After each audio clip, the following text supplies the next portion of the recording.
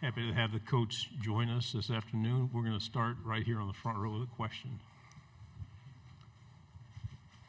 Hey, Coach. Lindsey Bonner, WAKA, out of Montgomery, Alabama. Just curious what the vibe is like inside the SEC coaches group chat, specifically between you and Lane. We have several, right? They have the whole group, and then they start like dividing up a little bit, and then there's a group of 5, a group of 4, and then of course him and I have our own one-on-one as well. So it depends what group. The more people for Lane, the more exciting for Coach Kiffin. So the more stuff you get in those. But no, it's all good. It's all for fun. He does a good job with it. Keeps it light. Front row and then pass it to the right. Hey Pete, Noah Gross from KXAN in Austin. Just curious how unsurprised you are at the success that Sark has been able to build in Austin, and what you anticipate a chess match being with him this upcoming fall. Yeah, I've always been a super big fan of Steve Sarkisian. Was able to get really close to him in his time at Tuscaloosa, and always had really, really admired him even prior to that. But to see him and how he works on a daily basis, and his love of the game, and his rapport with his players when he was the coordinator there. So the ability to bring people around him with him, from a leadership standpoint. And then I always thought he was one of the best game day play callers out there, and packaging plays and seeing things, and the way he windows dresses things to be able to get certain guys as they're moving the ball, which I think is very, very unique. So I think it's going to be a really, really tough game. They're a very talented football team. He's put together a really good staff. I've worked with a lot of those guys, a lot of respect for them. Really good relationship, obviously, with Arch. Playing down there is going to be tough. But no, we've definitely done our homework. You have to with Sark, and you're going to get certain plays, but you just got to contest those, man, and spot the ball and play the next one. But super excited about the opportunity. Front row, Jacques. Hey, Coach. Jacques Doucet, WAFB in Baton Rouge. A little different question for you. Tell me about your time in Hammond, America with the Southeastern Lions in 2012 and 13, and that kind of leading to where you are right now. Yeah, so obviously being born and raised in Hammond, America, so my mom was the provost there forever. So the opportunity to come back with Coach Roberts from Delta State to Southeastern was very unique for me. I just got married. I just had my first, son, Braxton, in Hammond. So that feels like forever ago. He's 14 now, but so many good times at Strawberry Stadium right there in Hammond. We were kind of that first group coming back. They brought football back with Mummy, went on a little run, didn't have a lot of success. And for us to be able to go there, win the conference, go to the playoffs for the first time, and all those type of things, and win a bunch of football games around guys that I grew up with, and all those type of things was awesome, and really helped me, get to that next level with Monk at Southern Miss. So really grateful for my time in Hammond and all the people there. Still got a lot of friends there. Front row on the left. Kevin Daniel, OU Nightly. Pete, you're one of only kind of a handful of head coaches who take over defensive play calling. Brent Venables at Oklahoma is another one. What have you learned from him about what it takes to take on that responsibility as a head coach? Yeah, well, I think I've said this before, but he was my first phone call. And obviously there's so much respect for him and the job that he's done and that run that he was at Clemson and all that, and being young in the profession. So I knew he had went through it and didn't do it year 1 and did it year 2 and brought in the protege and then didn't do it year 3, and then now he was doing it. So I was like, look, man, let's just go ahead from a dude that's been there, a very, very similar path. And that was the first thing he's like, look, man, he's like, don't stop doing what got you there. And I was always hesitant on taking one of these because I love coaching. Like I got into coaching for $27,000. Like I didn't get into coaching for money, and so I was making more money. I knew what to do with. Like I love designing defenses. I like running rooms. I like going recruiting, and so that's why I was really hesitant on taking a head job, because in my mind, you got to be the CEO, and then you stop doing the things that you actually really enjoy doing and making a difference in kids' lives, and everything comes CEO and very PR and fundraising and all those things. So. I went the other direction after talking to him. He's like, look, man, nobody's going to call it like you. It's your system. You've done a great job. I went and hired people that have done the head coaching stuff. And like, hey, you manage this and you do this, because this shit's no fun to me, right? Like, you do that, let me go coach. And so then the combination of that's worked pretty good up to this point. But he was a big part of me deciding who I was going to hire and how I was going to hire him and building a staff, which I was really grateful for. Front row to the left. Chessa Boucher with NBC 33 in Baton Rouge. Lane Kiffin's gone a little silent on social media. Thank God. Are you excited, or are you surprised by that? And what's the over or under that he returns to his troll game? I'm definitely taking the over, but no. I remember I guess it was Georgia week in 24. And, in 23 we had a good run, but we went into Athens and just got smashed. I mean, terrible, played awful. And going into 24, the week before, I'm like, hey, coach, like, let's do everything opposite of last year. Like, everything different. I was like, including, like, put your phone down just for this week. Like, just put your phone down. Like, let's be quiet. Let's be silent, and see what happens. And he did. It was awesome, and we won the game. It was a big win in that 24 at home or whatever. So he's always had it in him. I think he needs a little help sometimes and guiding him and make it, that idea. But no, he'll definitely be back, which is probably good for all you guys. Front row on the right. Brad Logan, Talk of Champions. Coach, a lot of in and out with coaches during the playoff run. How's it been now that John David Baker is solely the offensive coordinator, and how's it been moving forward with him? No, it's been awesome. I think it was a really unique opportunity for him to be a part of the playoffs, to start learning our guys and our guys seeing them in a different role to where he's not actually running the room. So I thought that it was able to help some in retention, to be honest with you. I think it really helped keeping Joe and JDB and Joe Judge, they do a really good job and they work really well together, and there's no ego there, which was really important to me.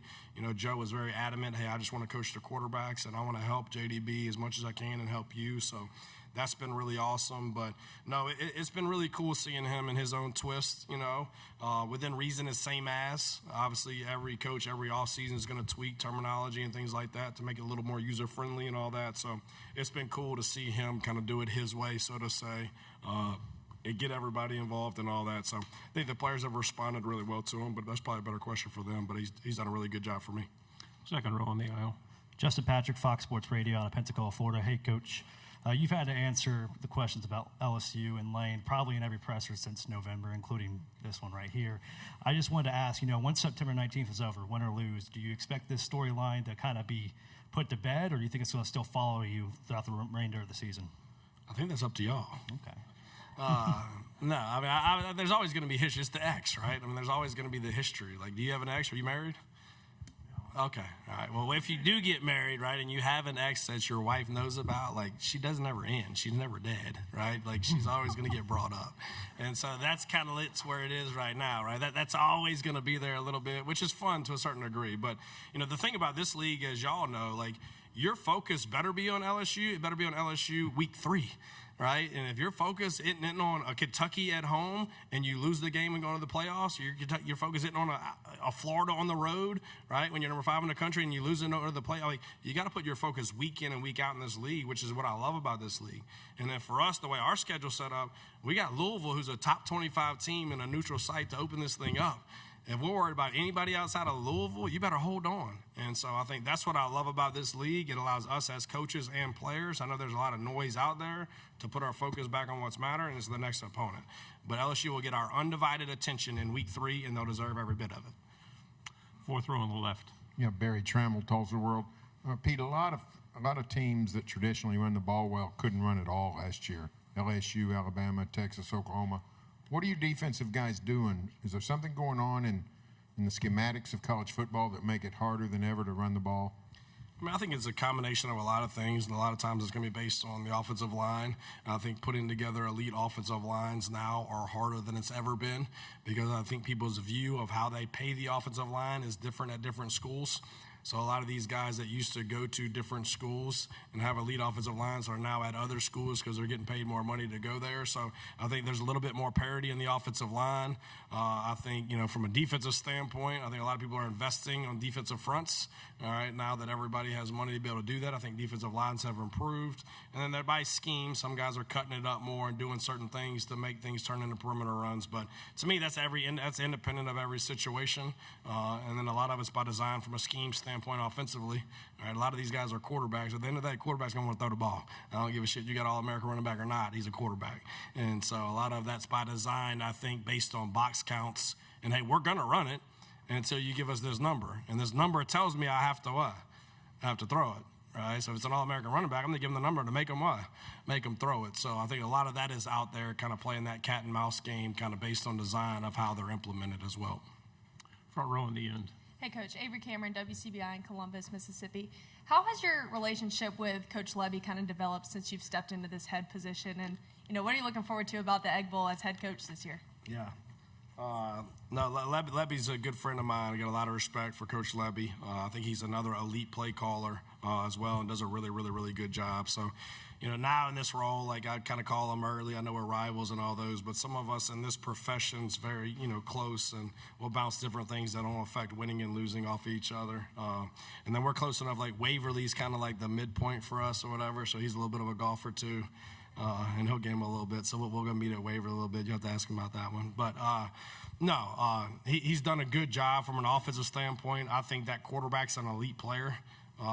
He's a kid that we actually recruited as a free safety when I was a defensive coordinator, a couple years ago. And I know there's one play in the Egg Bowl from last year that I remember, and we run a pressure and two guys are free, and the band played and it wasn't ours, and he went for about 45 yards. So the kid's electric. So he's got a really good quarterback. I think he's done a good job in the portal building around it. So that's always a challenging, game regardless. But I like Lebby a lot and hope him success. Second row on the left and over your shoulder. Hey, Pete. Nathan Lee at WLBT in Jackson, Mississippi. Quick question about Jaheim Otis, a guy that transferred from Colorado but is a Mississippi guy. How has he adapted to the culture, for a defensive line that lost some experience last season? Yeah, I recruited Jaheim to Alabama, and I think the last time Jaheim started a college football game was at Alabama as a true freshman at nose guard. And so that was my message to Jaheim, like, look, I love you. I know what type of player that you can be, but there's a reason you haven't been that player up to this point, because you haven't decided how good you want to be, right? And hard hadn't been very good to you. And so I was super concerned. I was like, look, do not come here if you're not coming here to work extremely hard, because my foot's going to be up your ass every day. Like, this is your last shot, right? This is your senior year. So he came in with the right mentality.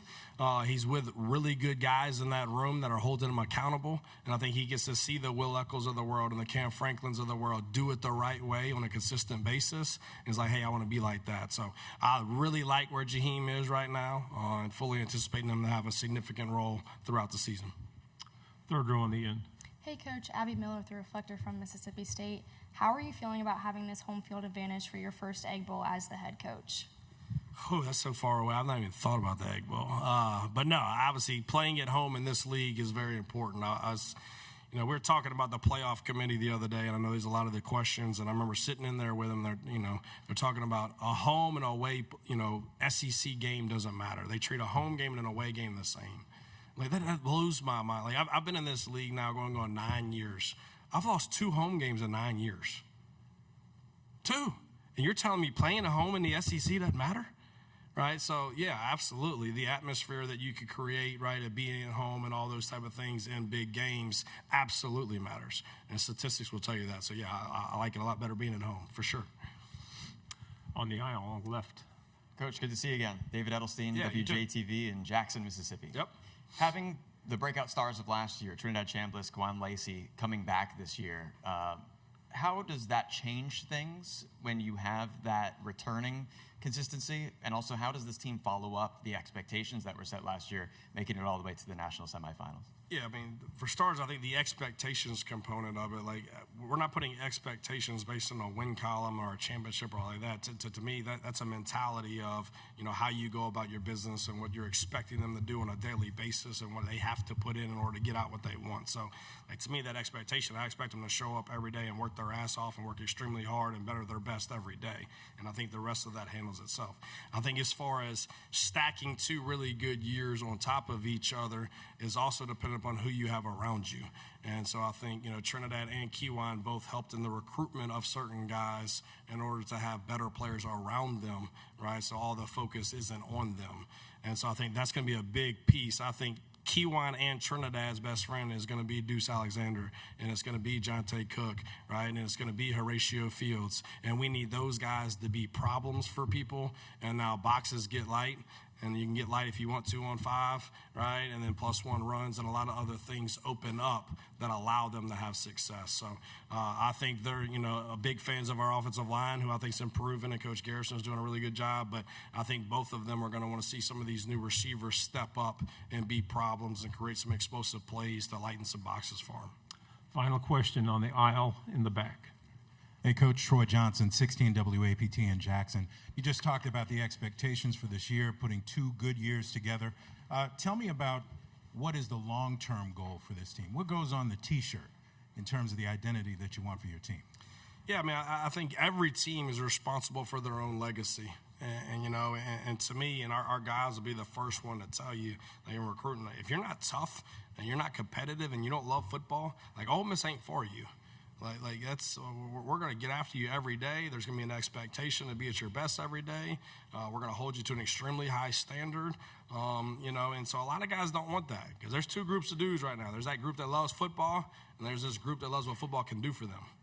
Right? It's a nicer car and a nicer condo, which are all good things. But when shit gets hard and it's that group runs because they don't love football. And so I think elite players want to be around other elite players and they want to be held accountable. And so that's what I kind of love about this group. Like, they want to get coached hard. They want to be held accountable. And so there's a toughness piece to this group that I really, really like. Like I was saying in the other room, when you bring in 50 new players, and that's going to be pretty consistent across any major program for the next several years, the struggle for me as a coach is, like, I just don't know how some of them respond to adversity yet because you just haven't been with them. Yeah, their tape was really good. They're a really good player, but you hadn't seen them get hit in the mouth yet, and how's he going to respond? And so that's the pieces of coach you're trying to figure out, like, all right, try to put them in a little fire and try to put them through some adversity and see how they respond. But until you get into a game and actually see that. So, the mental toughness component to me, which all the elite teams that I've been around were really good at, and the ability to play the next play, because we're not perfect and we're going to make some mistakes, is something that I'll be anxious to see. But I think if that could continue to develop in the right area, I think it could be a special group. Coach, thank you very much. Appreciate you.